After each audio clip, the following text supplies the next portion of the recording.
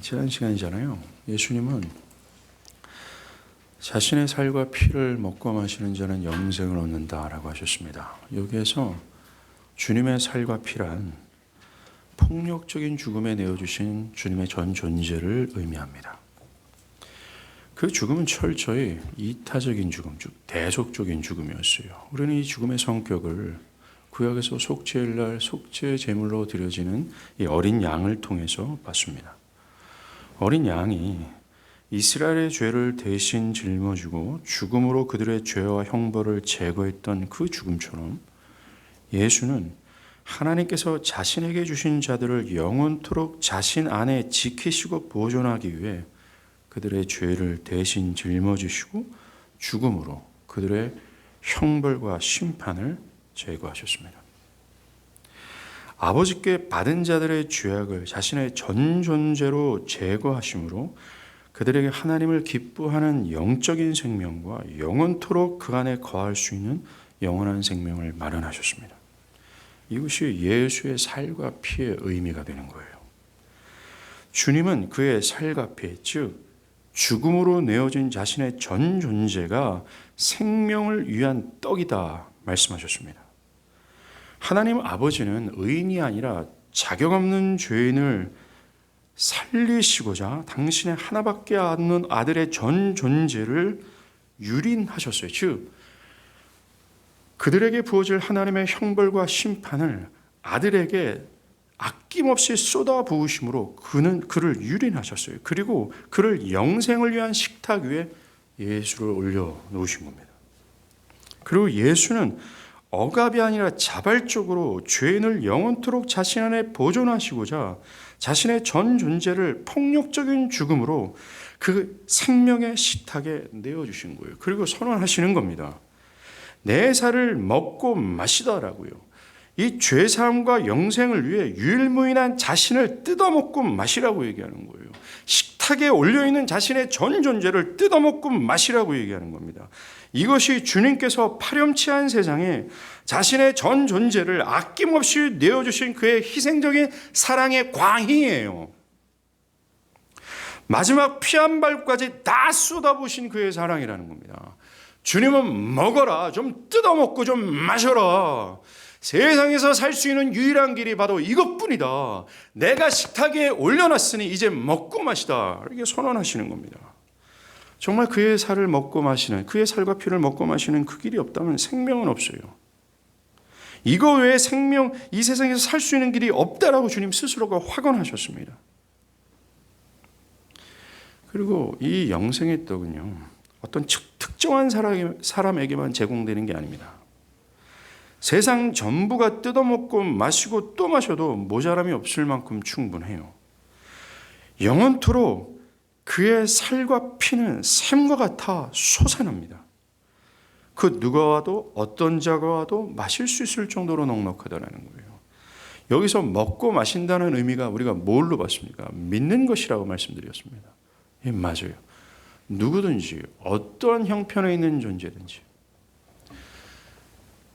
어떤 파렴치한 죄악을 저지른 정말 스스로가 자격이 없어서 나는 도대체 그 거룩하신 하나님 앞에 수용될 수 없다라고 스스로를 자책한 그 어떤 누구도 믿는다면 영생을 얻는다고 말씀하시는 겁니다. 믿는 것이 형벌과 심판 앞에 있는 죄인들이 살 수 있는 유일한 길이에요. 여러분의 도덕적인 행위도 아닙니다. 종교적 행위도 아니에요. 그것으로는 생명의 일도 갖지 못합니다. 생명을 더할 수거나 뺄 수도 없어요. 그런 너저분한 것들은 집어던지시고 먹고 마셔야 돼요. 즉 믿음만이 유일한 생명을 위한 행위가 됩니다. 자, 이어서 주님은 우리가 믿을 때 나타나는 결과를 말씀하세요. 그 결과는 참으로 경이롭고 충격적일 만큼 영광스럽습니다. 믿음으로 나타난 결과가 56절이에요. 오늘 본문입니다. 내 살을 먹고 내 피를 마시는 자는 내 안에 거하고 나도 그의 안에 거하나니 라고 하신 신자와 그리스도의 연합입니다.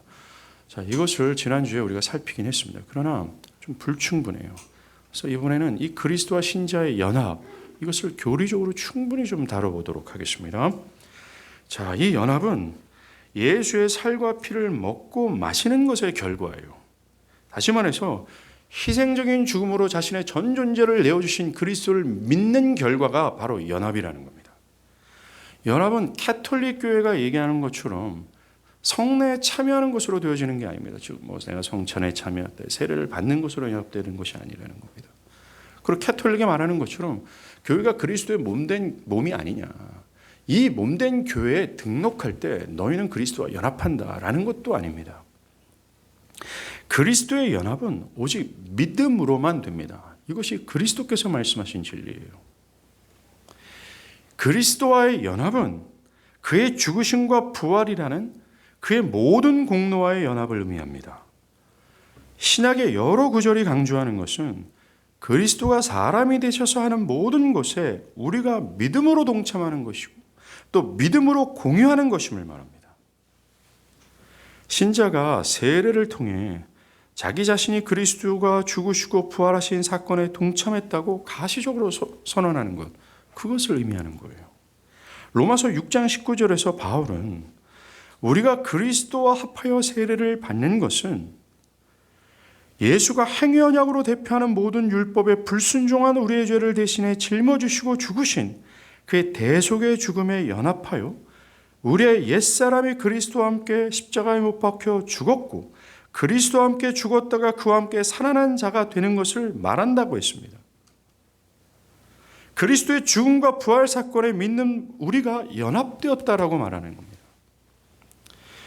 이것은 죄인들 위해 죽으신 예수의 죽음에 연합함으로 죄값을 모두 충분히 지불한 것이 되어 죄업담을 받는 결과를 얻습니다. 더 나아가 죽기까지 하나님의 뜻에 완전히 복종하신 예수의 의로움에 우리가 참여하는 것을 뜻하여 의롭담을 얻게 되는 겁니다.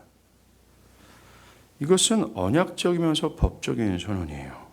그러나 이 연합은요, 단순히 언약적이면서 법적인 수준에 머물지 않고요, 이것은 주관적이면서 경험적인 측면이 있습니다. 즉, 이 연합은 실제적인 어떤 열매를 나타난다는 거예요. 뭡니까?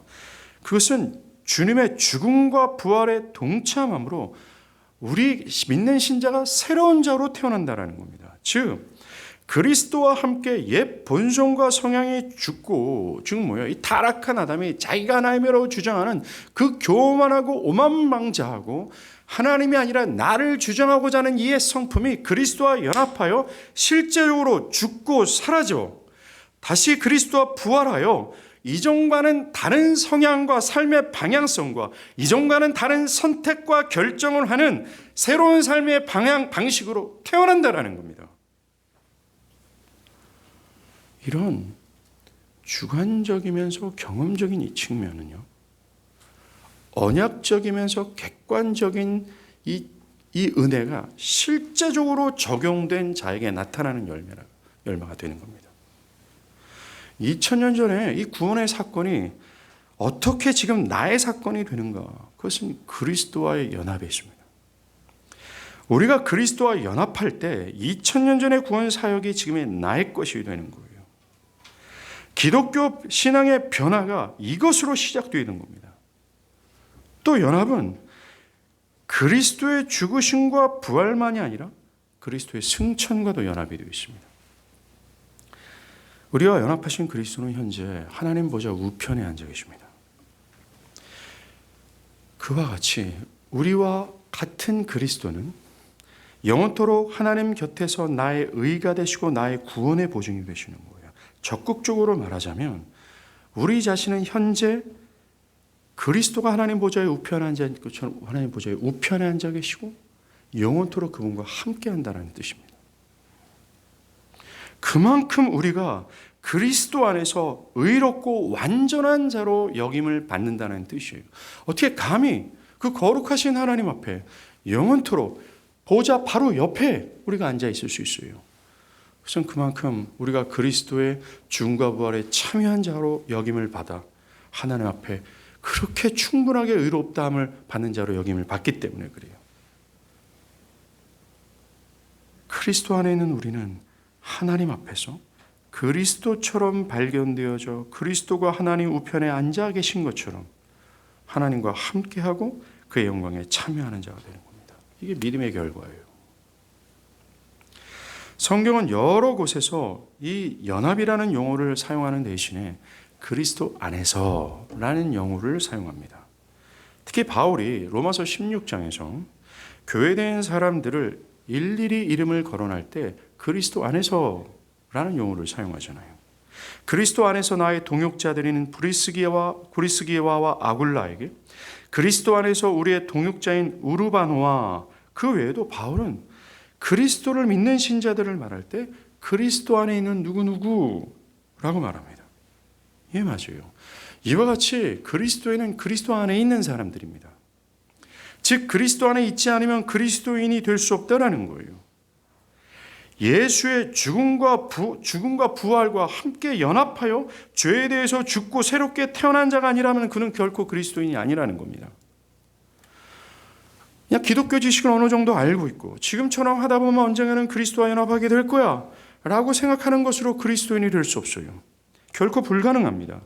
그리스도와 안에 있지 않으면 결코 그리스도인이 아닙니다. 이것은 그리스도와의 연합이 없이는 결코 그리스도인이 될 수 없다라는 말이에요. 즉 믿음으로 그리스도의 죽음과 부활에 참여하여 나의 모든 죄책이 사라지고 그리스도와 함께 부활하여 하나님께 의롭다함을 얻는 이런 법적인 선언과 함께 실제적으로 내 옛 본성이 그리스도와 연합하여 죽고 사라져 새로운 본성과 새로운 삶의 방향성과 새로운 삶의 선택과 결정을 할 수 있는 그만큼의 영향을 끼칠 수 있는 새로운 자로 태어나는 것, 그렇게 그리스도와 연합한 자, 그리스도 안에 있는 자만이 그리스도인이라고 얘기를 하는 겁니다. 그리스도 안에 있지 않으면 결코 그리스도인이 될 수 없어요. 신자와 그리스도의 연합은 우리 구원의 기초가 됩니다. 하나님이 우리의 죄를 사하시고 의롭게 하시는 것의 기초며 시작이 되는 거예요. 이 그리스도와의 연합은 기독교 신앙과 구원의 최종적인 단계가 아닙니다. 특별히 오늘날 개신교 수도운동을 벌이는 사람들이 있어요. 옛날에 수도사와 같은 어떤 신비주의 안에 있는 사람들은 이 그리스도와의 연합, 합의를 기독교의 최종적인 단계로 봅니다. 즉 그가 열렬히 기도하고 하나님에 대한 열심과 하나님을 흠모하는 것의 최상의 단계에 이르게 되면 그때 그는 그리스도와 연합하게 된다라고 주장하는 겁니다. 결코 아닙니다. 그리스도의 연합은 구원과 신앙의 결과가 아니라 이것은 구원과 신앙의 시작이며 기초가 되는 거예요. 그리스도의 연합은 구원의 시작이며 그리스도의 연합은 우리가 기독교의 신앙 안에서 변화되고 자라날 수 있는 기초가 되는 겁니다. 구원의 시작은 그리스도와 하나가 되는 것으로 되어지는 거예요. 엄밀히 말하면 하나님 앞에서 그리스도와 연합한 자로 보이느냐 그렇지 않느냐가 구원의 결정이 된다. 또 구원이 시작된다는 겁니다. 잊지 말아야 될 것은 수도운동을 하는 사람들이 말하는 것처럼 연합은 어떤 신앙의 열렬한 노력으로 되어지는 것이 아니라 주님이 말씀하신 것처럼 그를 먹고 마시는 거죠. 믿는 것의 결과라는 거예요. 정말로 기독교 신앙은요, 인간의 행위로부터 나오는 모든 것을 다 부정하고 오직 믿음만을 요구합니다.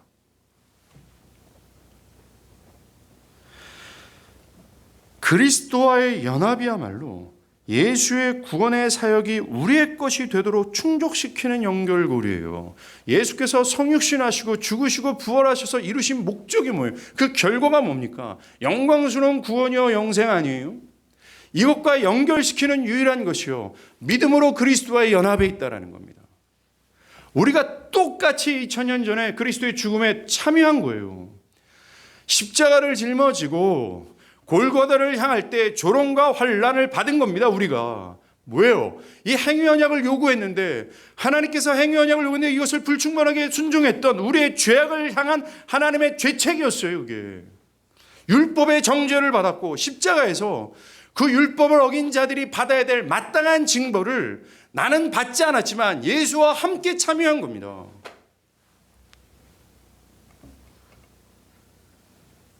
정말 우리가 그리스도를 믿을 때 그리스도와 연합함으로 2000년 전에 그리스도께서 하신 성육신과 죽음과 부활을 끌어당겨 나의 것이 되게 하신 거예요. 그래서 하나님 앞에서 하나님 이걸 내가 했어요 라고 주장할 수 있게 되는 겁니다. 내가 했기 때문에 더 이상 나는 죄가 없어요. 어떤 죄도 나를 정죄할 수 없어요. 하나님 앞에서 나는 온 우주에서 가장 의로워요 라고 주장할 수 있는 근거가 되는 거예요. 그 근거의 원인이 연합에 있다는 겁니다. 주님이 오늘 말씀하시잖아요. 내 살과 피를 먹고 마시는 자는 내 안에 거하고 나도 그의 안에 거한다.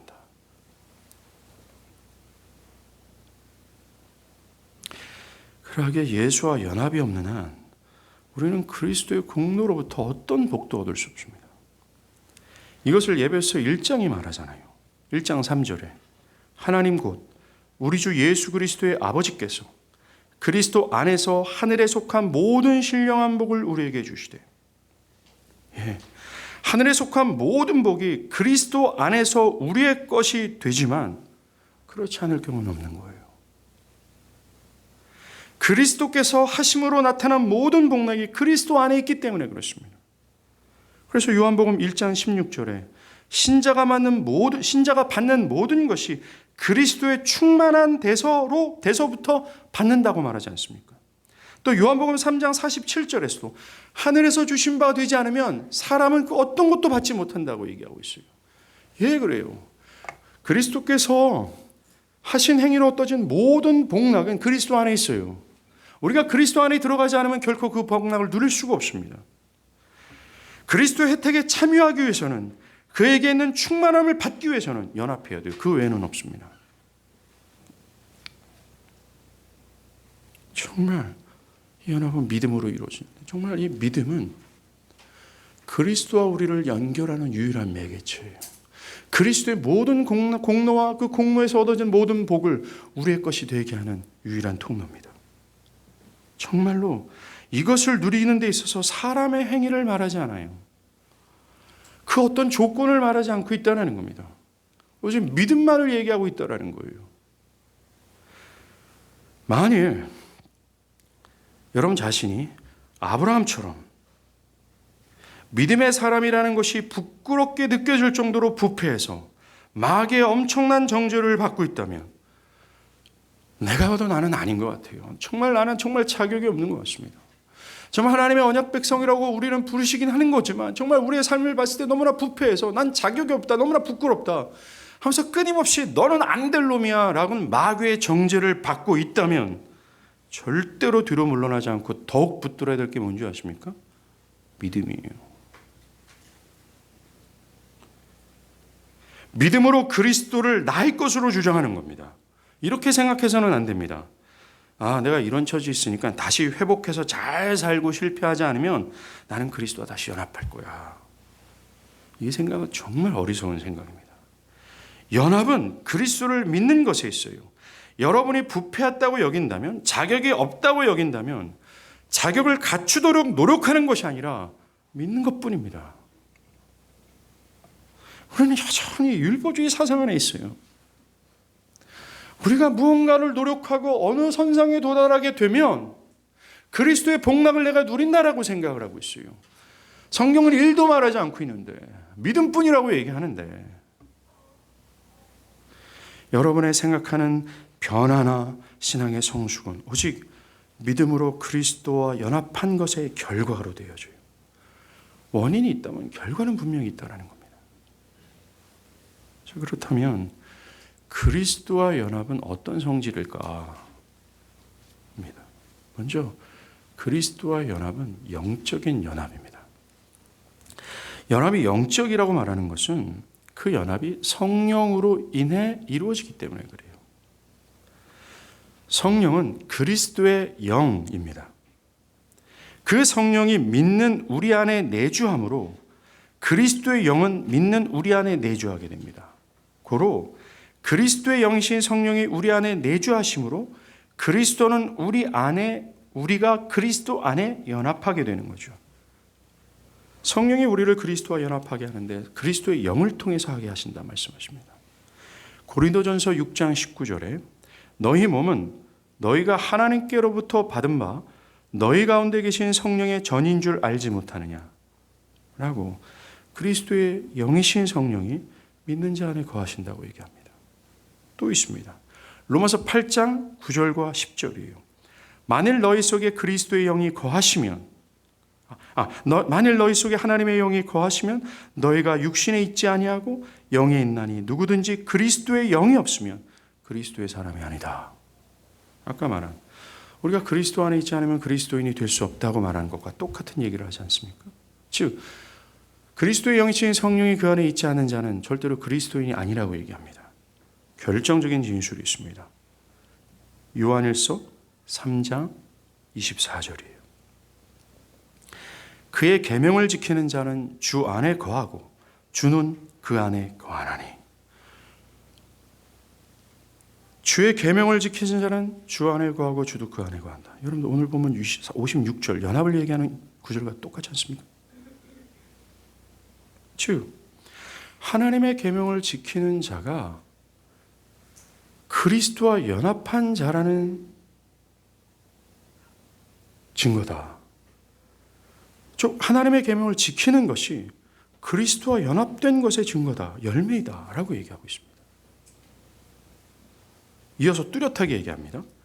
우리에게 주신 성령으로 말미암아 그리스도가 우리 안에 거하시는 줄을 우리가 안다라고 얘기합니다. 예, 맞습니다. 그리스도는 그리스도의 영이신 성령을 통해서 우리 안에 거하세요. 즉 성령을 통해서 우리는 그리스도와 연합하게 된다는 겁니다. 이와 같이 그리스도의 연합은 그리스도의 영이신 성령이 신자 안에 내주하심으로 되는 결합이에요. 이 연합은 우리의 전 인격과 결합되는 실제적인 연합입니다. 아까 그리스도의 부활과 죽음과 부활에 참여하는 것은 언약적이며 객관적인 연합이라고 얘기했어요. 그러나 이것은 실제적이에요. 우리의 전 인격이 그리스도의 영으로 충만해지는 삶이 되어야 된다라는 실제적인 결과를 나타냅니다. 예수는 그리스도의 영이신 성령을 통해 믿는 자 안에 거하시면서 그들이 그리스도를 경외하도록 하세요.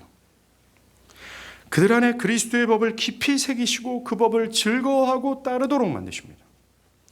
사랑하는 여러분, 성령께서 우리 안에 거하신다. 그리스도께서 우리 안에 거하신다. 이것은 교회 다니는 사람 치고 모르는 사람은 아무도 없어요. 그럴 때 우리는 질문해야 되는 겁니다.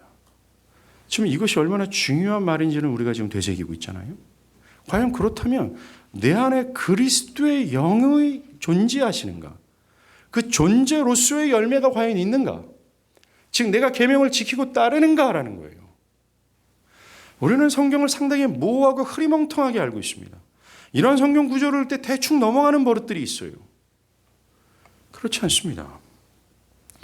정말 그리스도와의 연합은 우리의 전 인격과의 연합으로서 우리가 그리스도의 영으로 충만해짐으로 나타나는 삶의 결과물을 도출해낸다고 얘기합니다.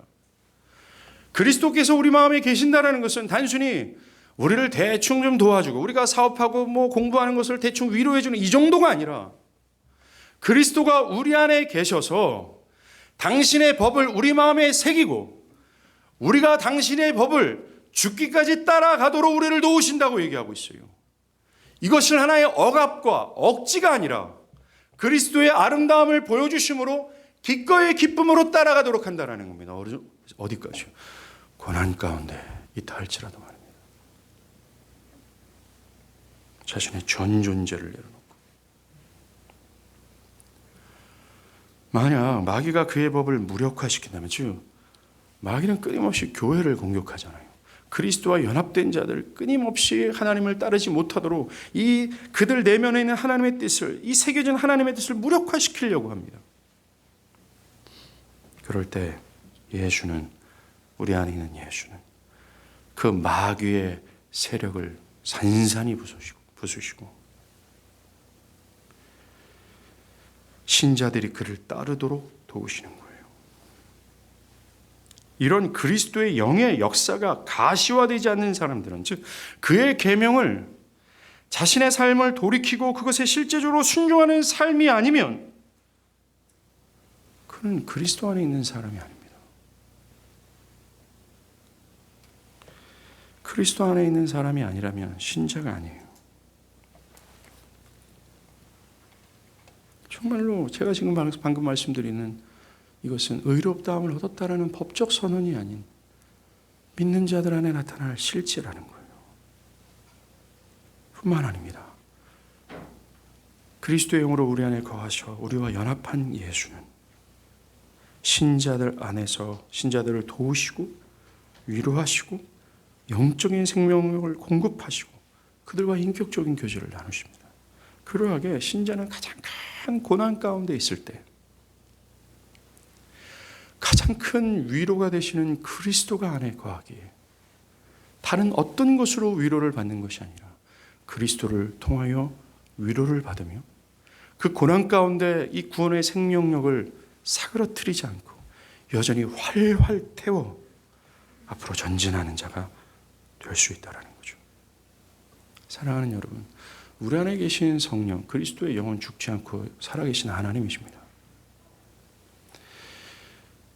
2000년 전에 우리 복음서에서 기록되어 있는 그리스도는 다른 곳에 계시지 않고 여러분들 마음 안에 내주하고 계심을, 그리고 그는 그저 단순히 마음의 내주 안에서 목석처럼 가만히 있는 분이 아니라 뭔가 하시는 분이세요. 역동하시고 움직이시고 일하시는 것입니다. 두 번째, 그리스도와 연합은 아까 영적인 연합이라고 얘기했는데 이 그리스도와 연합은 밀접한 연합입니다. 이 바울이요, 이 연합을 에베소서 5장에서 이 남편과 아내의 연합, 이 결혼으로 비유를 했어요. 이것은 그리스도의 연합이 매우 친밀하고 절대적이고 희생적인 사랑이 근간을 이루고 있다고 말해줍니다. 그래요. 고멜과 같고 창녀 고멜 있잖아요. 술람미 같이 자격 없는 나를 죄와 사망에서 건지시고자 자신의 전 존재를 죽음으로 내어주시고 더럽기 짝이 없는 나를 온 우주에서 가장 어여쁜 신부로 맞아들이기 위하여 하신 그의 아주 결정체와 같은 사랑과 희생, 이걸 지불하며 연합하신 거예요. 온 우주에서 가장 거룩하시고 위대하신 분께서 찢기와 같고 더러운 나 같은 자를 신부로 맞아들이고 연합하기 위하여, 하나 되기 위하여 그런 희생을 치렀다라는 거예요. 이 연합은 참으로 우리의 이성으로는 이해할 수 없는 심적인 연합입니다. 그리고 매우 충격적인 사실은 이 감미롭고 친밀한 연합이 영원하다라는 겁니다. 요한복음 17장 24절에 예수님이 이렇게 기도하세요. 아버지여, 내게 주신 자도, 우리는 내게 주신 자의 정체가 누군지 알잖아요. 요한복음 6장에 아버지께서 그리스도께 주신 자는 그리스도께서 끝까지 보존하신다, 이 말. 아버지께서 내게 주신 자도 믿는 신자잖아요. 연합한 자입니다. 나 있는 곳에 나와 함께 있어 아버지께서 창세전부터 나를 사랑하심으로 내게 주신 나의 영광을 그들로 보게 하시기를 원하옵나이다. 예수님은 지금 아버지 하나님과의 그 친밀한 사랑의 교제에 있잖아요. 이것처럼 그리스도와 연합한 그들 모두가 그렇게 누리며 영원토록 누리기를 기도하고 있어요. 창세전부터 누렸던 아버지 하나님의 사랑스러운 연합의 영광을 자신에게 속한 자들이 영원토록 누리기를 바란다고 기도하고 있습니다. 바울도 에베소 1장 3절에서 14절까지 우리의 모든 구원을 말하고 있습니다. 그러니까 그리스도 안에서 우리가 얻은 모든 구원을 계속 나열하면서 계속 빠짐없이 얘기하는 것이 영원하다라고 얘기를 하고 있어요. 예, 맞습니다. 그리스도께서 우리에게 주신 모든 구원의 복락 하나하나는 다 영원성이 있어요. 그리스도께서도 영원하시기에 이 연합은 영원하다라는 겁니다. 그러하게 이 연합은 절대로 분리되는 것이 아니에요. 영원토록 취소되지 않는 겁니다. 믿음으로 그리스도 안에 들어온 사람들은 다시금 그리스도 밖으로 나가지 않습니다. 들락날락거리지 않는다라는 거예요. 왜냐하면 이 믿음은 성령께서 하신 연합이기 때문에 그래요. 만약 이 연합이 우리의 행위를 근거로 하거나 우리의 감정을 어떤 기반으로 하거나 또 우리의 열심히 기반으로 해서 이 연합이 이루어졌다면 그럴 수도 있습니다. 만약 그렇다면 우리의 행위가 부도덕하고 종교적인 열심이 없을 때, 그리고 우리의 감정의 기복에 따라 그리스도와 우리는 분리될 수 있어요. 들락날락거린다는 겁니다. 이것이 율법주의적 사고죠. 그러나 이 연합은 믿음을 통해 성령께서 하신 연합이에요. 그러하게 이 연합은 절대로 분리되지 않습니다. 이 말은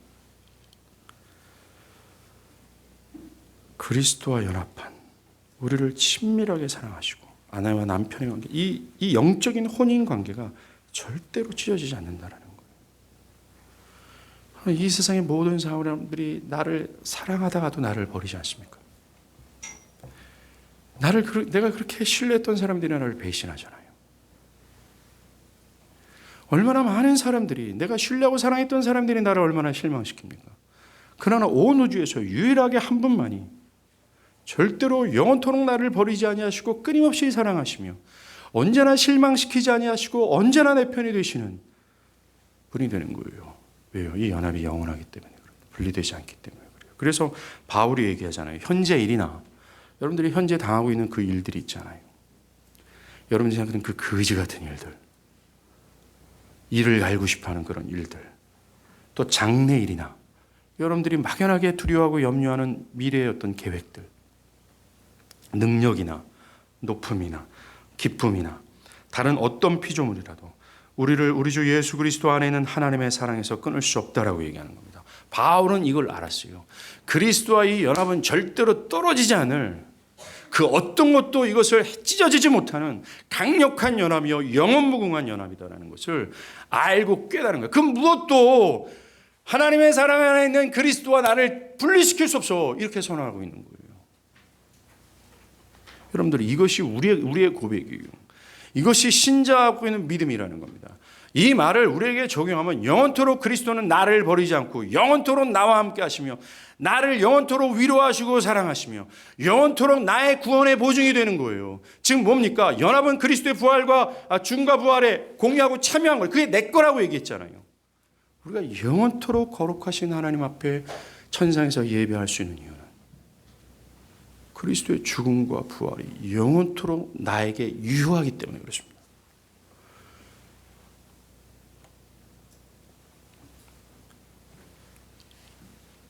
자, 그 다음 우리가 생각할 것은 우리가 그리스도와 연합할 때 어떤 결과가 생겨지느냐. 우리가 지금까지 나열한 것 중에서 그것이 적용될 수 있는 것들이 있습니다. 자, 오늘 보면 57절 후반부에 뭐라고 해요? 나를 먹는 사람은 나로 말미암아 살리라. 이게 그 의미입니다. 자, 구체적으로 볼게요. 먼저 연합의 결과로 우리의 머리, 우리의 대표가 바뀝니다. 이것은 실제적인 경험이라기보다는 언약적이고 객관적인 측면이에요. 즉, 우리의 머리가 진짜 바뀐다는 것이 아닙니다. 로마서 5장에 바울이 말한 것을 근거로 생각하는 거죠. 하나님은 아담을 모든 인류의 대표로 세우셨습니다. 즉, 아담과 하나님이 나의 모든 명령을 완벽하게 순종하면 살고 그렇지 않으면 죽는다라고 유협하셨어요. 이것은 아담 한 명과 언약한 것이 아니라 아담 뒤에 오는 모든 인류와 연합한 것으로서 아담은 언약의 대표자입니다. 아담이 우리의 머리가 된다는 거예요. 그래서 아담이 행한 것이 우리가 행한 것이 되는 것처럼 되는 거죠. 문제는 아담이 범죄했기에 우리도 범죄한 것이 됩니다. 그가 타락했기에 우리도 타락하는 것이 되죠. 이것이 아담을 머리로, 즉 대표로 한 인류의 저주스러운 상태예요. 그런데 믿음으로 그리스도와 연합한 자들은 아담의 머리에서 잘려나가 그리스도와 접붙임을 당한다라고 말하는 겁니다. 그래서 바울은 그리스도의 피로 구속받은 사람들이 교회의 머리 대신 그리스도의 몸이라고 얘기하지 않습니까?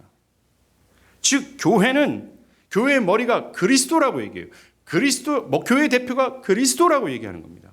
즉, 그리스도께서 행하신 모든 것이 교회가 행한 것이 되는 거죠. 그리스도께서 뭘 하셨어요? 뭘 하셨습니까? 죽음과 부활이잖아요. 대속의 죽음과 부활입니다. 그가 한 모든 것, 우리는 전혀 일도 거기에 어떤 기여한 것이 없지만 모든 율법의 정죄를 짊어지시고 율법이 요구하는 그 폭력적이고 처참한 죽음을 우리를 대신해서 다 지불하셨어요. 그가 그렇게 행한 것이 바로 내가 행한 것처럼 여김을 받게 되는 겁니다. 그리고 그는 하나님의 모든 명령을 죽기까지 완벽하게 복종하셨어요. 그래서 그가 행한 모든 의로운 행위가 곧 내가 행한 것처럼 여기게 되는 거예요. 맞아요. 우리는 그리스도와 연합한다라는 것은 뭡니까? 아담의 머리에서 잘려나가서 그리스도의 몸으로 붙어지는 거예요. 그리스도의 몸이 된 이 머리가 되시는 이 교회 몸통으로 붙어지는 겁니다.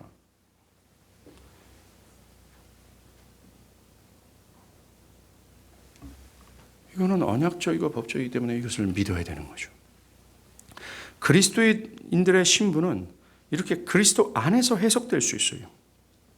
그리스도인은 철저히 그리스도 안에서 의롭고 완전한 자로 여김을 받습니다. 즉 그리스도 안에서 우리는 율법의 모든 정죄를 다 지불한 자로 여김을 받아요. 죄 없다 여김을 받을 뿐만 아니라 완전하고 의롭다 여김을 받는 겁니다. 정말로 그리스도 안에서 발견되는 사람이에요. 우리의 죄악을 낱낱이 보고 정죄하는 마귀의 참소에서도 흔들릴 필요가 없습니다. 이 말을 버젓이 죄를 짓고 있는데 나는 괜찮아라는 이 변명의 구실로 사용하라는 얘기가 아니에요. 나의 구원의 전적인 기반이 그리스도의 은혜에 있다는 것을 얘기하는 겁니다.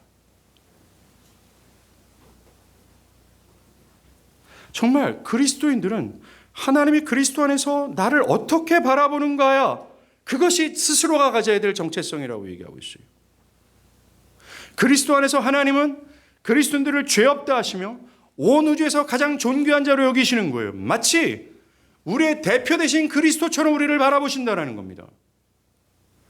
하나님께서 하나밖에 없는 아들 예수를 죽기까지 사랑하시고 너무나도 끔찍하게 존귀하게 여기시잖아요. 그런 것처럼 우리는 그리스도 안에서 하나님 앞에 그렇게 발견되어지는 겁니다. 우리가 가져야 될 정체성이 그거를. 그리고 이 그리스도와 연합할 때 되어지는 결과가 두 번째가 로마서 8장 14절과 16절입니다. 이거 좀 찾죠. 로마서 8장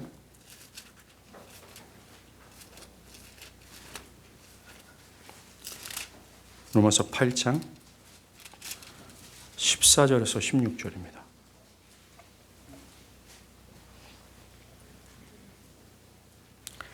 로마서 8장 14절에서 16절. 제가 읽을게요. 무릇 하나님의 영으로 인도함을 받은 사람은 곧 하나님의 아들이라. 너희는 다시 무소하는 종의 영을 받지 아니하고 양자의 영을 받았으므로 우리가 아빠, 아버지라고 부르짖느니라. 성령이 친히 우리의 영과 더불어 우리가 하나님의 자녀인 것을 증언하시나니 자녀이면 또한 상속자 곧 하나님의 상속자요 그리스도와 함께한 상속자니 우리가 그와 함께 영광을 받기 위하여 고난도 받아야 될 것이다. 이 구절에서 첫 번째로 얘기한 연합의 결과는 연합된 자는 하나님을 아빠, 아버지라 부를 수 있다. 그의 양자가 된다라고 얘기합니다. 자녀가 된다라고 얘기하죠. 여러분, 그리스도와 연합한 자들은 그리스도처럼 발견되어지기에 하나님은 그리스도 안에 있는 자들을 사랑스럽게 보시고 그들을 존귀하게 여기세요. 그 결과 믿는 자들은 자신을 그렇게 여기시는 하나님을 매우 친밀하게 아빠, 아버지라고 부를 수 있게 되는 것입니다. 이런 사람들이 있어요. 나는 이 사람을 그렇게 가깝다 생각하지 않거든요. 근데 이 사람 혼자 착각해가지고 나를 굉장히 가깝다 여기면서 막 친근하게 합니다. 그리고 저를 당황케 하죠. 그런데 이 사람을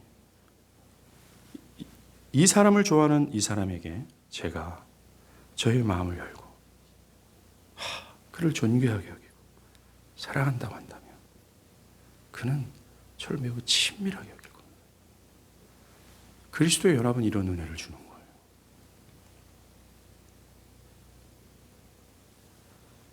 아버지가 자녀를 지키고 보호하고 그 모든 원수에서 자신의 모든 것을 다 소진해 그를 물리치고 지키고 싶어 하는 것처럼 하나님 아버지도 그렇다는 이게 구약 시편 기자가 그것을 얼마나 경험적으로 얘기하고 있습니까? 우리의 신앙은 우리가 하나님을 아빠 아버지라고 부르는 것을 통해서 나타나는 큰 위로와 방패와 피난처와 같은 것이 있어요. 그런 측면이 있습니다. 그런 걸 누리는 거죠. 그래서 여러분들이 큰 고난 가운데 있을 때 누군가에 찾아가서 이것을 상담한다는 것은 정말로 어리석은 일입니다. 여러분들이 상담하고 여러분들에게 어떤 권면과 교훈을 주는 사람, 그 사람은 여러분들을 그 원수의 공격에서 지킬 수도 없어요. 건질 수도 없고 여러분들에게 힘을 줄 수도 없습니다. 아무것도 못해요. 실제하시고 전능하신 하나님만이 할 수 있습니다. 그분께 향해야 되지 않겠습니까? 그 모든 은혜를 누리는 것이 그리스도와 연합의 결과예요. 그 연합의 결과로 우리는 하나님의 상속자가 됩니다. 오늘 바울이 뭐라 그래요? 그리스도와 함께 공동의 상속자가 된다고 얘기하는 겁니다. 즉 그리스도께서 저 천상에 누리는 모든 것을 우리가 다 누린다고 얘기합니다. 그리스도가 누리는 가장 영광스러운 게 뭐예요? 하나님 보좌 우편에 있는 거잖아요. 우리는 이미 하나님 보좌 우편에 있어요. 왜요? 그분과 내가 하나가 되기 때문에. 정말 결론적으로 연합으로 나타나는 결과는 그리스도를 통한 구속의 모든 계획이 실제로 나에게 성취되는 것을 뜻합니다. 여러분들 56절에 오늘 본문 끝에 거하다 이 표현이 요한복음 1장 14절에서 말씀이 육신이 되어 우리 가운데 거하시니라는 이 거하다와 상당히 일치하는 부분을 발견할 수 있습니다. 요한복음 1장 14절에서 말씀이신 예수가 우리 가운데 거하신다라는 이 거하다의 단어와 오늘 본문의 거하다는 단어의 원어적 표현은 좀 다릅니다. 오늘 본문 56절에 거하다라는 단어는 dwelt로서 머무르다, 거주하다, 계속해서 거하다 의미가 있어요. 그리고 요한복음 1장 14절에 말씀이 육신에 우리 가운데 거하시면 이 거하다도 dwelt로서 동일하게 거주하다라는 의미가 있지만 여기에는 장막을 치다 라는 뜻이 있어요. 그래서 구약에 출애굽한 이스라엘 백성들이 광야에서 그들 진영 중앙에 성막을 친 것을 연상케 합니다. 비록 이 두 구절에서 나타나는 이 거하다라는 이 원어 표현이 다를지 모르지만 우리가 두 성경 구절을 놓고서 보면 1장 14절에 거하다가 오늘 본문 거하다의 성취로서 볼 수 있다. 이것이 이 구절의 성취로서 우리는 볼 수 있는 겁니다. 먼저 요한복음 1장 14절에 말씀이 육신이 되어 우리 가운데 거하셨다. 아까 말씀드린 것처럼 이것은 구약에서 이스라엘 백성이 광야를 지날 때 그들 진영 중앙에 성막을 친 것과 맞물려 있습니다. 성막은 이스라엘 중앙에 있는 것으로서 하나님은 거기에 거하셨어요. 그 성막에 거하심으로 이스라엘과 함께 계셨습니다. 이스라엘은 이 성막을 통해 자신들의 죄를 사함받았고 단절되었던 하나님께 나아가고 하나님께 함께할 수 있는 복을 누렸습니다. 엄밀히 말하면 성막 때문에 성막을 통해서 거룩하신 하나님이 죄악된 이스라엘과 함께 거할 수 있었던 겁니다. 이 성막이 바로 말씀이 육신이 되신 그리스도를 예표하는 거예요. 요한복음 1장 14절에 말씀이 육신이 되어 우리 가운데 성막이 되셨다라는 이 말씀은 이제 성막이 예표했던 진짜 성막이 사람 몸을 입고 이 땅에 쳐졌어 라고 말하고 하는 거예요. 과거에는 성막을 통해 죄사함을 받아 그 거룩하신 하나님과 함께 거하는 복락을 누렸지만 이제는 진짜 성막 되신 예수가 예수 안에서 죄사함 받고 하나님과 함께 복을 누리게 되었다라고 얘기하는 겁니다. 이것이 요한복음 1장 14절의 의미예요. 이것은 인간의 몸으로 오신 예수님의 주된 사역을 선언하는 겁니다. 요한복음 1장 14절은 자 옛날 성막 있잖아. 그 성막 때문에 죄악된 이스라엘이 하나님과 함께 있잖아. 그런데 그 성막이 예피던 진짜 성막이 사람 몸을 입고 왔어. 이제 이 사람 몸을 입고 오신 예수를 통해서 너희가 죄사함 받고 하나님과 함께 있게 됐어 라고 선포했어요. 1장 14절에. 그런데 이것이 각각의 개인에게 성취되었음을 오늘 얘기합니다. 뭘 통해서요? 믿음을 통해서 얘기하는 겁니다. 이제 오늘 56절은 1장 14절의 선언이 어떻게 우리에게 적용되는지를 말해주는 겁니다. 바로 믿음이에요. 그 살과 피를 먹고 마시는 것을 통해서요. 그 살과 피를 먹고 마시는 것을 통해서 우리는 죄사함을 받고 죄 씻음을 받아 그 거룩하신 하나님과 함께 거하는 겁니다. 여러분들 그리스도의 모든 부활, 죽음과 부활, 그분의 공로의 최종적인 목적은 우리를 하나님께로 인도하기 위한 겁니다. 그 거룩하신 하나님께 인도하셔서 그 하나님을 무한히 기뻐하는 그런 자로 세우기 위한 것이 우리 구원의 목적이에요. 그 목적은 내가 천국에 입성하는 것, 그것 자체가 목적이 아니라는 겁니다.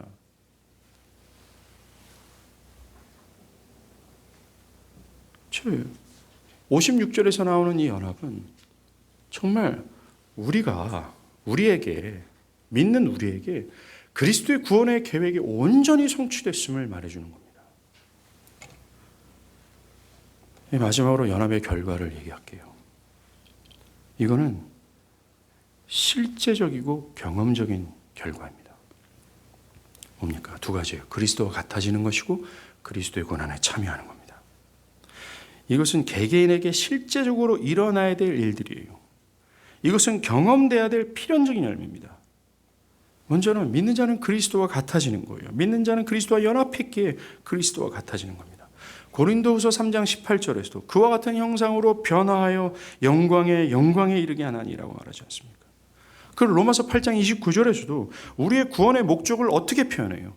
그 아들의 형상을 본받게 하심이다라고 얘기하는 겁니다. 우리를 구원하신 목적이 아들처럼 되어지는 것이다라고 얘기하는 겁니다. 우리는 그리스도와 결합되었으므로 그리스도와 같아지는 거예요. 만약에 우리가 그리스도와 믿음으로 연합된 자라면 시간 속에서 분명히 이것은 이루어질 겁니다.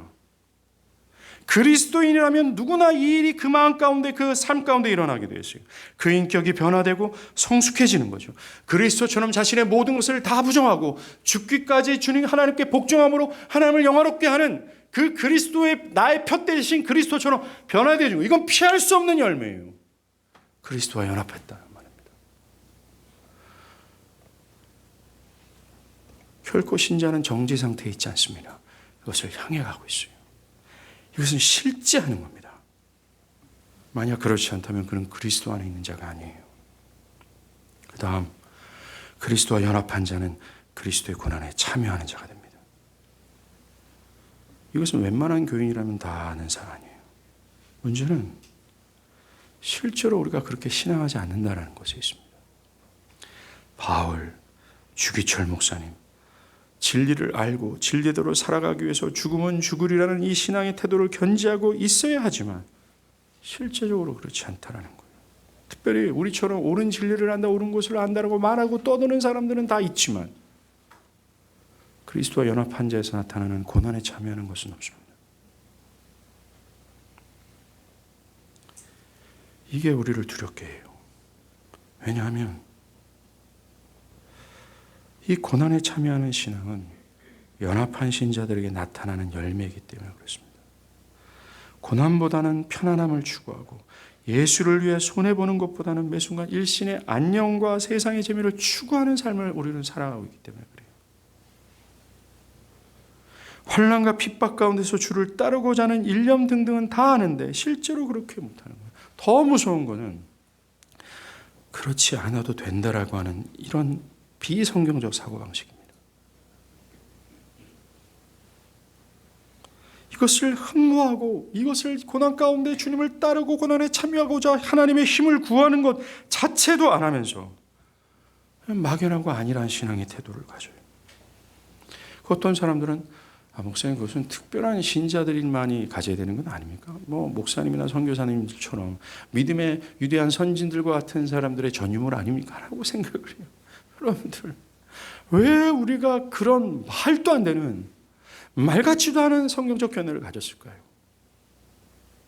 왜 우리가 그렇게 비성경적이고 요한복음 6장에 나오는 하나님의 성경과 전혀 거리가 먼 신앙적 견해를 그렇게 가질 수 있을까요? 어떻게 그렇게 가질 수 있을까요?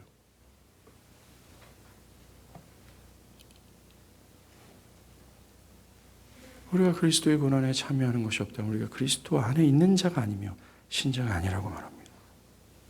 우리가 만약에 그리스도에 대한 지식을 더 깊이 알면 알수록 우리는 그리스도의 고난에 참여하는 것을 더 기뻐하게 될 거예요. 네, 맞습니다. 그리스도의 연합은 우리의 구원의 근거가 어디에 있는지를 말해줍니다. 그래서 우리에게 구원의 확신을 주죠. 많은 사람들이 구원을 받았다고 하는데 본인이 구원에 대해 불확실할 경우가 참 많습니다. 그것은 연합을 온전히 이해하지 못하기 때문에 그래요. 자신의 구원을 이 연합을 근거로 생각하는 것이 아니라 자신의 구원을 자신의 행위나 어떤 열심의 근거에서 생각하기 때문에, 그래서 자신의 행위나 자신의 열심이 좀 부도덕하거나 종교적 열심이 좀 떨어지면 불안해하고 확신하지 못합니다. 구원이 정확히 무엇이고 어디에 근거를 하고 있으며 또 그리스도와 무엇을 공유하고 영원토록 그 공유한 그것이 사라지지 않는다는 사실을 우리가 기반으로 할 때 우리는 구원을 확신할 수 있어요. 근데 대부분 구원을 확신한다는 사람들의 근거는 이런 지식을 근거로 한 것이 아니라 뭐예요? 자기 체면으로 근거하지 않습니까? 엄연히 봐도 그는 그리스도와 하나 된 줄 알아요. 엄연히 봐도 그는 그리스도 안에 있지 않아요. 그런데 그는 말도 안 되게 자신은 구원의 확신이 있다라고 얘기하는 겁니다. 무슨 근거로 얘기하나요? 교육되어진 건가요?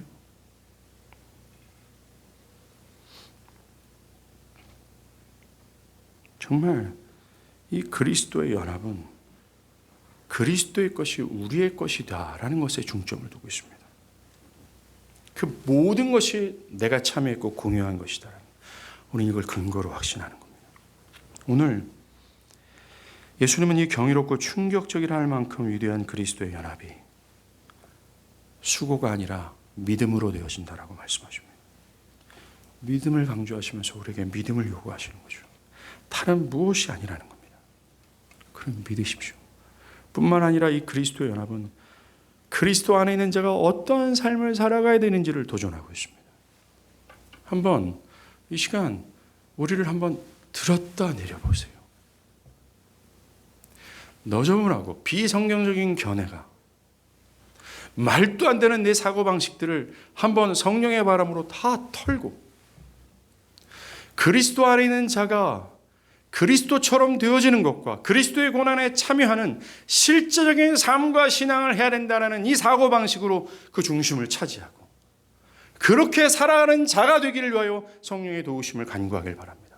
막연하게 그렇게 안 해도 된다, 몇몇 특별한 그리스도인들만의 전유물이다 생각하는 모든 것들을 성령의 바람으로 날려보내고 좀 제대로 갑시다.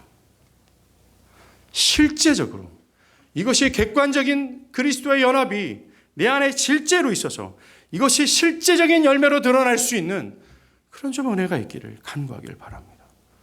기도하겠습니다. 이 시간 기도할 텐데 주여